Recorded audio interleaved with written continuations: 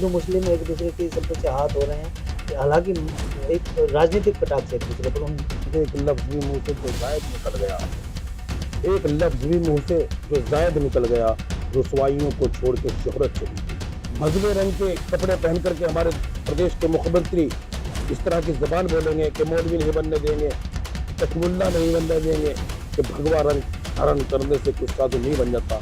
अगर साधु वाली होगी तो यकीनन वो साधु है, और साधु से किसी को कोई खतरा नहीं हो सकता है। लेकिन उनसे इतना जरूर कहना चाहूँगा कि हिंदुस्तान की इस तहजीब और इस संस्कृति को खुदा के वास्ते पामाल होने से बचा लीजिए। ये देशभक्तों की सरकार नहीं है, नहीं है देशभक्तों की सरकार।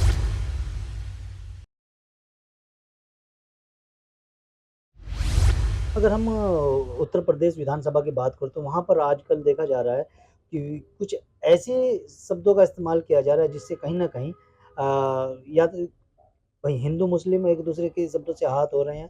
हालाँकि एक राजनीतिक कटाक्ष एक दूसरे पर उन मर्यादित भाषाओं में किया जा रहा है। देखिए, मुझे एक शेर याद आता है किसी शायर का, कि एक लफ्ज भी मुंह से जो जायद निकल गया, एक लफ्ज भी मुंह से जो जायद निकल गया, रुसवाइयों को छोड़ के शोहरत चली गई। आज जब ऐसे ऐसे लोग अमर्यादित तौर पर बोलेंगे, और उत्तर प्रदेश की सबसे बड़ी पंचायत, सबसे पवित्र हमारी हमारा सभागार, वहां भगवे रंग के कपड़े पहन करके हमारे प्रदेश के मुख्यमंत्री इस तरह की जबान बोलेंगे कि मौलवी नहीं बनने देंगे, कठमुल्ला नहीं बनने देंगे। बहुत अफसोस होता है, आप उस कुर्सी पर बैठे हो कि जिस कुर्सी पर बैठ करके आपके लिए तमाम तर लोग एक होने चाहिए। लेकिन मैंने कहा था, मैंने पहले भी कई बार कहा कि भगवा रंग धारण करने से कोई साधु नहीं बन जाता। उसका चाल चरित्र, उसकी जबान, उसके कदम, उसकी आंख, उसके हाथ का इशारा, वो तमाम तर चीजें अगर साधु वाली होंगी तो यकीनन वो साधु है, और साधु से किसी को कोई खतरा नहीं हो सकता है।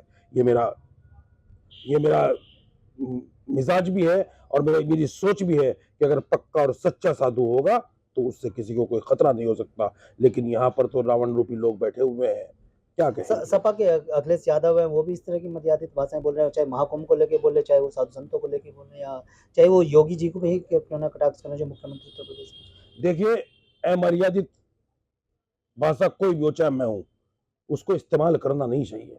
ये चीजें हमारे हमारी इस तहजीब और संस्कृति की तरफ हमें इशारा करती है कि हम किस तहजीब से ताल्लुक रखते हैं, किस संस्कृति से ताल्लुक रखते हैं। वो चाहे मैं हूं, चाहे हमारे कांग्रेस का आदमी हो, चाहे अखिलेश जी हो, चाहे आदरणीय योगी जी हो, कोई भी हो, वो अमर्यादित भाषा अमर्यादित ही कहलाएगी, उसे मर्यादा में नहीं कह सकते। क्या वो क गलत क्या चीज है। क्या क्या मैसेज देंगे आप अपनी तरफ से क्या कहना चाहेंगे? क्योंकि आप समाज सेवी भी हैं और कांग्रेस के नेता भी हैं। मैसेज कुछ नहीं, मैं तो अब वो तमाम मेरे सीनियर्स लोग हैं, लेकिन उनसे इतना ज़रूर कहना चाहूँगा कि हिंदुस्तान की इस तहजीब और इस संस्कृति को खुदा के वास्ते पामाल होने से बचा लीजिए, और तमाम लोग ये तय करें कि हमारी ज़बानी जंग हो सकती है सियासत में, लेकिन ज़बानी जंग की भी कुछ हदें होती हैं, कुछ हुदूद होते हैं, कुछ सीमाएँ होती हैं। उन सीमाओं से अगर लांघेंगे तो यकीनी तौर पर हमारी आने वाली पीढ़ियों पर भी उसका गलत असर होगा, और इतिहासकार जब इस दौर की तारीख लिखेगा तो वो हमें अच्छी अंदाज में नहीं लिख पाएगा। मैं तमाम अपने बड़े सियासतदानों से ये दरख्वास्त करूँगा कि ज़बान और तहज़ीब को मलहूज़ रखते हुए वो तमाम बातें बोलने का काम करें। कोई ऐसा काम ना करें जिससे हमारे अंदर सद्भावना भाव की कमी भाव हो, भाव प्रेम और प्यार में हाँ, कमी आए। बाबा साहब अम्बेडकर के संविधान का ख़ास तौर से मैं ये कहना चाहता हूँ कि उन तमाम चीज़ों को लेकर के हम चलेंगे तो यकीनी तौर पर हम तमाम लोग खुशहाल रहेंगे। आखिरी सवाल है डॉक्टर साहब, अगर हम बात करें दिल्ली के मुख्यमंत्री कार्यालय की, अभी बीजेपी के नए मुख्यमंत्री बने हैं, वहाँ से एक महापुरुषों की तस्वीरें हटा दी जाती हैं, तो क्या मैंने अभी बहुत ज़िम्मेदारी के साथ एक लफ्ज़ कहा था कि ये देशभक्त लोग नहीं हैं। शहीद आज़म भगत सिंह की मूर्ति उतार दी गई। इस हिंदुस्तान के संविधान के निर्माता बाबा साहब भीमराव अम्बेडकर की मूर्ति उतार दी गई, और वहाँ पर लगा दी गई आदरणीय मोदी जी की, और हमें उस पर एतराज़ नहीं है। लेकिन आप किनकी उतार रहे हैं? जिन्होंने फांसी का फंदा चूमते हुए, अपने हँसते हुए फांसी का फंदा चूम लिया, लेकिन मुल्क को आज़ाद करा कर के रहे। पाकिस्तान ताकि पाकिस्तान और बात हाँ, मतलब मेरा मकसद कहने का ही है। इसलिए मैं कहना चाहता हूँ कि आप शहीद आज़म भगत सिंह की मूर्ति उतार रहे हो, जिनको आज ज़रूरत इस बात की है कि हम तो, हमारी ज़िम्मेदारी है कि उस आदमी को पूजा जाए, उस आदमी की पूजा अर्चना की जाए जिसने इस मुल्क को अपनी जान की बाजी लगा दी और मुल्क को आज़ाद करा दिया। ये देशभक्तों की सरकार नहीं है देशभक्तों की सरकार।